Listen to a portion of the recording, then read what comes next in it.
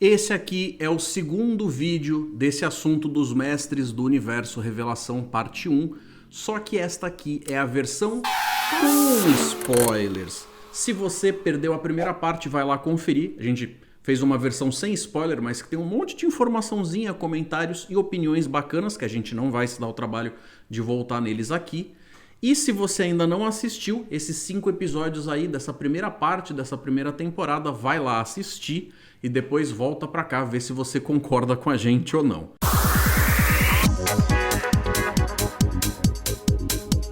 Salve telanautas, eu sou o Heitor Teixeira. Eu sou a Patrícia Cantuária. E lembre-se, spoilers a rodo. A gente vai mergulhar sem medo de estragar nada, porque a gente já avisou, a gente tá assumindo que vocês já assistiram.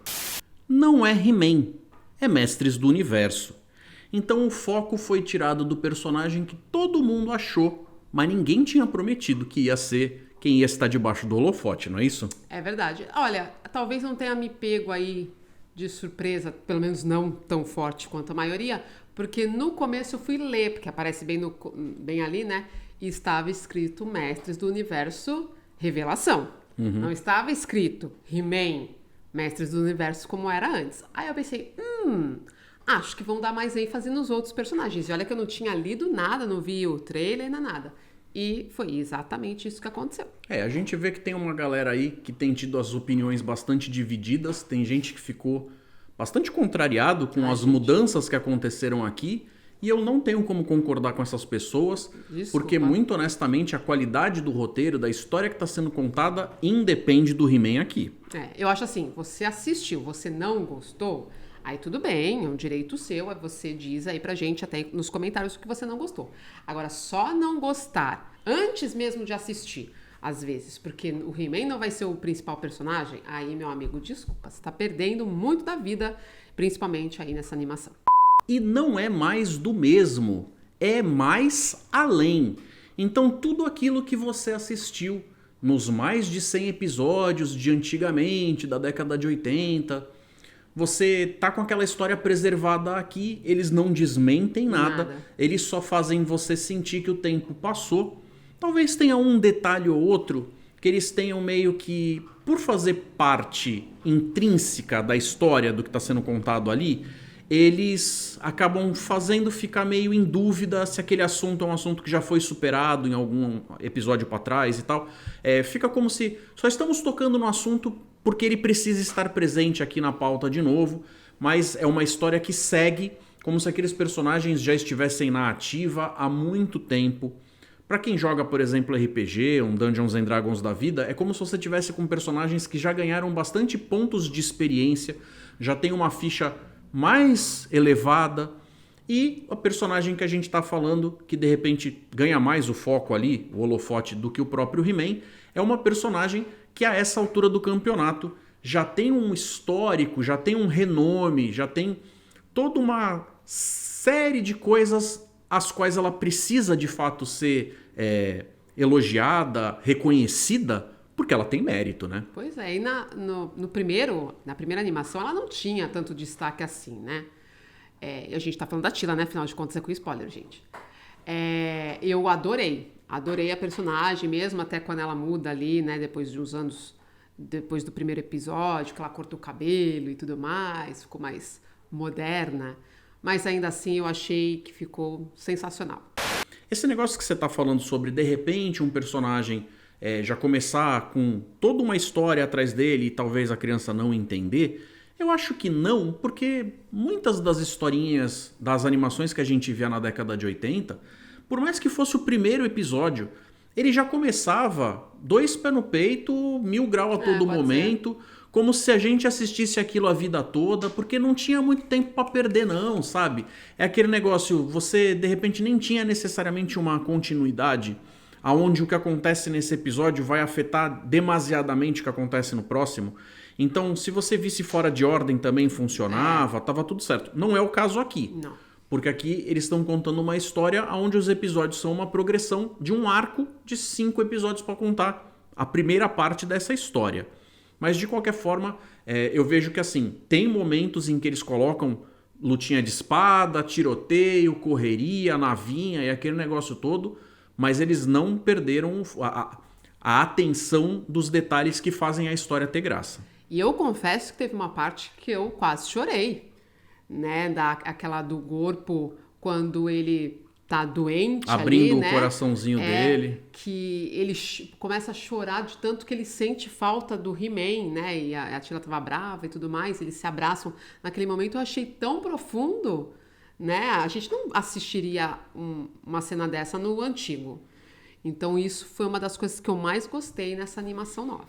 Assim, a animação se baseia, além do que eu falei na versão sem spoiler, né? Lá eu tinha falado a respeito de que é um mundo que tem duas coisas bastante antagônicas, que no caso é a magia e a tecnologia. A partir do momento em que uma dessas é suprimida, a história muda muito porque a gangorra muda a direção para onde ela está pendendo. E você tem a possibilidade de que personagens passem a estar vivendo num novo paradigma de vida, aquele negócio todo. E a história se centra no fato de que pela primeira vez a Tila descobre que o Adam era o He-Man. Fica mais fácil de engolir isso aqui, porque eles são personagens fisicamente bastante diferentes. A gente até depois vem a ter uma pincelada maior para dar uma aprofundada nesse negócio de que existe um avatar guerreiro ali e tal. Mas esse negócio dela receber essa informação, que antigamente ficava um troço tão difícil de acreditar que alguém não soubesse que o He-Man era o Adam, quanto é difícil achar que alguém que conviva lá com Clark Kent não desconfie que ele é o Super-Homem. Mas, quando ela recebe essa informação, ela fica muito chateada. O pai dele também, né? E ela acaba se sentindo muito traída e tal. E é por isso que ela vira as costas pra muita gente e depois vai tendo assim, a vida vai empurrando pra não, peraí, mas também você ficou chateada, mas você precisa daquela pessoa. A situação pede que você use aqueles aliados de novo pra um bem maior, pra ir buscar, pra de repente até poder trazer o He-Man de volta, sabe-se lá, ou pelo menos a magia ser restabelecida. Tem uma série de criaturas que dependem da magia que estão morrendo. E então fica esse negócio de você ter momentos de drama onde fica aquele negócio de apontar o dedo, mas a pessoa que fala, eu sei que eu pisei na bola contigo, mas era pro seu bem na época, né, e tal. Acho que ela tava tão pé da vida que ela, assim, ela renegou toda a história dela e foi, né, ela fugiu, como a Maligna falou, ela fugiu. E eu acho que ela não parou para pensar que muitas das pessoas que ela amava, que ela gostava, dependiam da magia, como era o caso do corpo, né? Então, achei muito bacana. O que eles fazem aqui, muito na boa, é pegar o molde e falar da onde a gente começa o primeiro episódio, é bem o da onde a gente tinha vindo na série original até aqui, então você encontra isso aqui como sendo algo que você reconhece que é uma continuação. Mas eles pegam esse molde, eles jogam no chão, dividem em 1000 pedacinhos e falam, eu vou tentar montar de novo, se não ficar igual, não repara, tá? E as dinâmicas entre os personagens mudam ao ponto de esse negócio de quem era do bem e quem era do mal não fazer mais tanto sentido aqui. Então o negócio tem cara de coisa infantil, mas a trama não necessariamente é para criança. Porque ela embarca por uns caminhos onde até certos pontinhos de violência eu achei que foram bem acima. Eu não reparei para que idade estava escrito, mas assim, é o que eu falei no sem spoilers. Eu acho que eles tentam abranger para uma toda a família aí, vamos assistir juntos, porém é o que acontece com a Pixar, né? Tem aqueles determinados assuntos ali, determinados dramas, talvez até uma certa violência, que nós vamos ficar mais abalados ou vamos entender melhor o que estava escrito ali naquela cena do que a criança. A criança vai ver aquela parte literal e é isso. Bom, não é como se tivesse jorros não tarantinianos tem. assim, não entendeu? Tem. Mas tem um pouquinho de sangue. O problema é que a violência independe de baldes de sangue. Existe um pouco de violência psicológica envolvida, às vezes com algum tipo de violência física, que eu acho que para uma animação que tem essa proposta de vender brinquedo para criança, eles foram ousados, mas ao mesmo tempo eles sabem que parte da audiência é a galera que envelheceu. É verdade. Uma vez que você não 100% retira a magia de Eternia, mas ela é bastante comprometida, fica bastante reduzida, você tem personagens ali que alguns acabam perdendo o propósito, outros acabam mudando os focos dos seus objetivos, e é o que a gente estava falando sobre você apagar aquela linha que separa os mocinhos dos bandidos, né? Então, de repente, você fala assim, olha, a Maligna é uma bruxona lá que está do lado do esqueleto, aquele papo todo, mas antes de mais nada, ela preza pela existência da magia, pela magia ser bem estabelecida. Uma vez que a magia está comprometida, ela passa a ter esse propósito de não, pera, eu não posso deixar a magia morrer, não posso deixar que nada aconteça com ela, porque senão nem eu mesma, que sou uma usuária dela, vou ter com o que trabalhar. Então ela passa a se aliar, por exemplo, com a Patotinha, o Girl Power da Tila, né? Então, é uma das partes que eu achei bacana. Primeiro, o trabalho dela, a Maligna, era outra personagem, assim como a Tila, né? Que tava ali só pra ficar do lado do He-Man. A feiticeira, olha eu. A Maligna ficava de enfeite ali do lado do esqueleto. Dessa vez elas foram bem mais trabalhadas.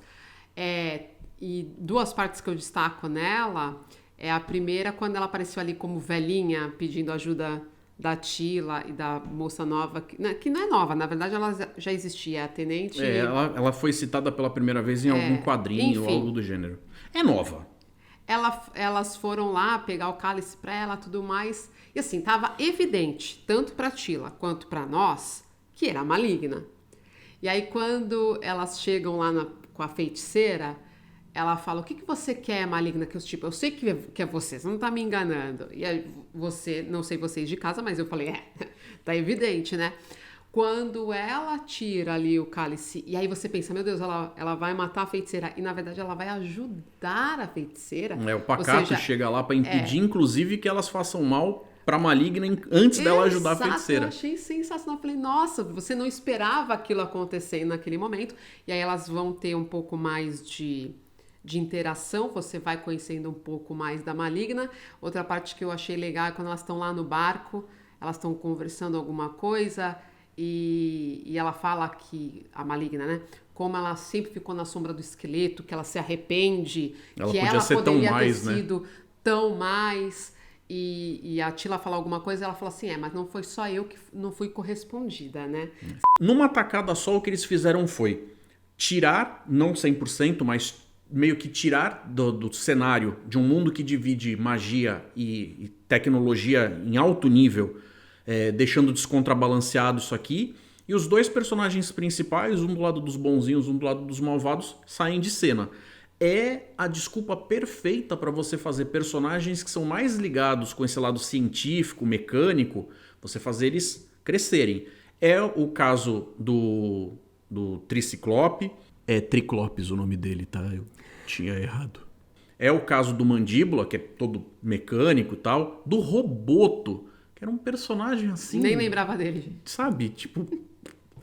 E esses personagens acabam crescendo aqui. O próprio Mentor, que aqui no Brasil era chamado de Mentor, mas isso vem de Man at Arms, né? Como se fosse o homem de armas, ou o armeiro, né? O pai da Tila e tal. Ele também passa a ter mais condições de brilhar, apesar dele já estar mais velho, ser mais ancião. Você vê que ele usa muito recurso tecnológico, já que, apesar de ser mega fortão, porque tinha que ser a mesma forma de bonequinho do He-Man, né? Você vê que assim, eles já não colocam em cima dele tanto aquela coisa atlética que a própria filha tem. Então ele, para poder ir de um lado pro outro, ele usa jatinho do jetpack das costas dele, para não cair, se estatelar, tem o ganchinho que ele solta a la Batman para poder chegar no chão. Quando atira nos outros, tem um negócio que sai da manopla. Então esses personagens mais voltados para algo mecânico, científico, têm a chance de crescer, mas não apenas eles. Muitos outros personagens que estavam só como coadjuvantes têm a chance de crescerem como um todo, porque a história para de girar em torno do He-Man do esqueleto. E é nessas de servir de para-raio que a espada do poder do He-Man acaba sendo dividida em duas. O que não é novidade. Os próprios bonequinhos vinham cada um com uma metade da espadinha. A espadinha do He-Man, se você analisasse, ela só tinha relevo de um lado, do outro lado era retinha. Tinha lá um negocinho para você encaixar a do esqueleto, que era roxinha. Em algum filme que eles acabaram fazendo, se eu não me engano, inclusive o que ele divide com a She-Ra, Porque ela não é só de outro planeta, ela é de outra dimensão. Tem uma história lá onde eles se juntam, tal, tem esse negócio da espada e pá.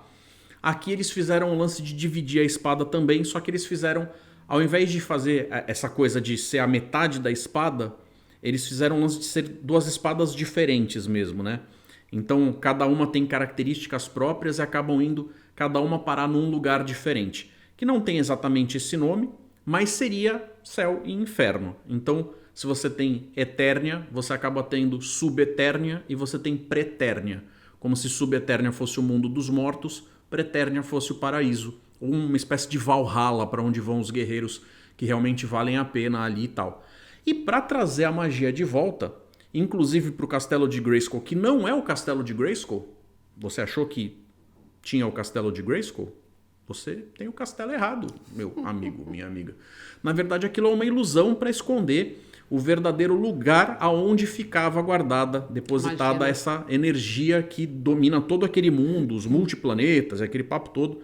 Então aí a gente vai ter uma coisa meio Senhor dos Anéis com eles fazendo aquele caminho para ir buscar. Tanto tem o lance de juntar o time, né, para poder fazer a jornada e tal, e tem a galera indo especificamente pro submundo. O submundo dos mortos tem uma passagem num lugar físico, onde eles conseguem ir, apesar de ser bastante difícil acesso e tal. Não é assim tão impossível de chegar, eu não achei que a aventura foi cabeluda para conseguir chegar ali, apesar do Fera ir com eles. E a gente que passou a infância inteira ouvindo do tal do Grayskull, que eu nunca entendi porque que era Grey, se a tal da Skull, que é a caveira da entrada do castelo, era verde. Mas, tudo bem, a gente vai acabar vendo eles depois, que a galera consegue vencer as coisas lá em Subternia, né, o mundo dos mortos, e pega a metade roxinha da espada. Eles conseguem abrir uma passagem pro paraíso. Ou aquilo que eu julguei ali que é mais parecido com Valhalla, onde você vê os espíritos, as desencarnações dos guerreiros que eles chamam de campeões. O He-Man seria só um deles. A gente sabe que houveram outros tantos atrás, todos eles bombadões, todos eles fortões e tal, e a gente acaba conhecendo o tal do Grayskull, que seria o original, o campeão que empunhava o poder de Eterna, do Castelo de Grayskull, que foi dado esse nome em homenagem a ele, por ele ter sido o primeiro o campeão ali. E, inclusive, ele fala uma frase que eu achei muito interessante. Ele fala, todo mundo que vem pra cá escolhe manter a sua forma de campeão. Verdade. O único que escolheu ter a sua presença dentro desse lugar paradisíaco paraíso, né? Foi o Adam. Então lá dentro ele manteve a essência dele como se fosse uma pessoa não anabolizada com os poderes. Sabe-se lá por quê, porque até então a gente não recebeu essa informação ainda. Uma coisa que eu acho que deve ter feito a animação cair um pouco na opinião de muita gente foram as partes frustrantes com a morte de alguns personagens ali. O Roboto, por exemplo, não acho que tenha feito uma grande diferença, porque realmente era um personagem que acho que não era nem terciário, mas... mas a morte dele foi bem profunda, gostei ali. Sim, eles conseguiram trazer um propósito para esse personagem, a participação dele foi uma participação importante, relevante e bem feita, bem colocada. Ele é um personagem que nas falas dele brilha, não no nível, talvez, do Visão aí, né, no WandaVision. Mas se fosse fazer uma comparação... com o papo do navio de Teseu, Visão normal falando com Visão branco. Mas em sua proporção... Para uma coisa mais infantil, você vê que ele tá ali, talvez até como alguns episódios de Star Trek Nova Geração fizeram com o Data. De pegar realmente aquele negócio de quem olha de fora, vê e falar, mas é apenas uma máquina, e você vê que ele tem um algo mais dentro. No caso do Roboto no episódio, talvez ele tenha descoberto ser até mais do que ele próprio julgava ser, quando ele meio que se entende como tendo uma consciência. E aí ele coloca aquela coisa bem poética, assim, de quase tipo, mas é bonito morrer assim, porque se eu vou morrer, significa que eu estava vivo, né? Diga pro meu mestre que ele fez o trabalho melhor do que ele achava que já fez. E como a gente tinha falado do Gorpo, até Segunda Ordem, levaram o baixinho, né? Eu achei realmente mais triste a outra parte. A parte que ele chora falando, eu sinto falta do He-Man. Sensacional aquele diálogo que ele teve com a Maligna. Sim. né? Que ele conta o que os pais também achavam dele. Ela sabia o nome verdadeiro dele, que Gorpo é só um apelido. E ele conta que ele sempre ficou frustrado, todo mundo era frustrado com ele porque ele não sabia usar magia direito. Ele falava, mas eu não sei, eu posso te ajudar. E aí ela vai e fala, não, você consegue sim.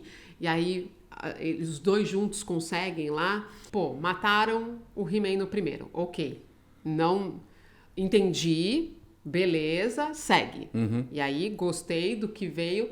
Aí depois ele fica naquilo, volto ou não volto? Aí o pessoal lá do Paraíso falou, ó, se você voltar... A chance de você não conseguir voltar pra cá. E aí você vai ser só um ser humano. Exatamente, você vai morrer como o restante da humanidade, mas você não Essa vai ter aqui é a recompensa por tudo o que você fez até esse ponto. Daqui pra frente a gente não promete nada.